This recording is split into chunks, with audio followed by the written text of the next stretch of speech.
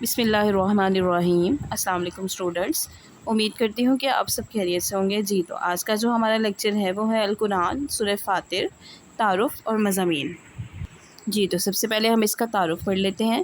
اس کے تعارف میں جو ہے سورہ فاطر مکی صورت ہے، اس میں 45 آیات ہیں۔ سورہ فاطر قرآن مجید کی 35ویں صورت ہے جو 22ویں پارے میں ہے۔ رکوع کی تعداد 5 ہے اور آیات کی تعداد 45 یعنی 45 ہے۔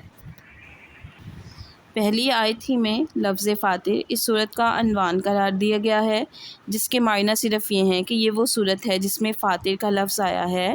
دوسرا نام الملائکہ بھی ہے اور یہ لفظ بھی پہلی ہی آیت میں وارد ہوا ہے۔ اس صورت کا نام فاطر پہلی آیت سے لیا گیا ہے، جس کا معنی ہے پیدا کرنے والا۔ اسی لفظ کی وجہ سے اس صورت کا نام سورہ فاطر رکھا گیا۔ اس صورت کا دوسرا نام جو ہے وہ ملائکہ بھی ہے، کیونکہ اس کی پہلی آیت میں فرشتوں کا ذکر آیا ہے۔ سورہ فاطر کا خلاصہ جو ہے مشرکین کو توحید اور آخرت پر ایمان لانے کی دعوت دینا ہے۔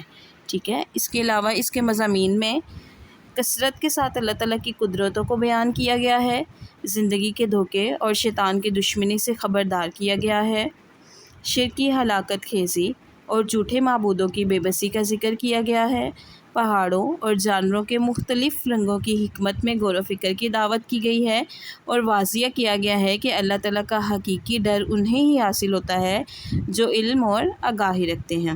سورہ فاطر میں موجود اللہ تعالیٰ کی قدرت کی نشانیوں پر غور کرنے سے درج ذیل باتیں جو ہیں وہ معلوم ہوتی ہیں۔ نمبر 1 پہ جس رب نے یہ کائنات بنائی ہے، اس نظام کو چلانے کے لیے کسی بھی مددگار کی ضرورت نہیں ہے۔ نمبر 2 یہ کائنات بغیر مقصد، بغیر کسی وجہ کے پیدا نہیں کی گئی ہے۔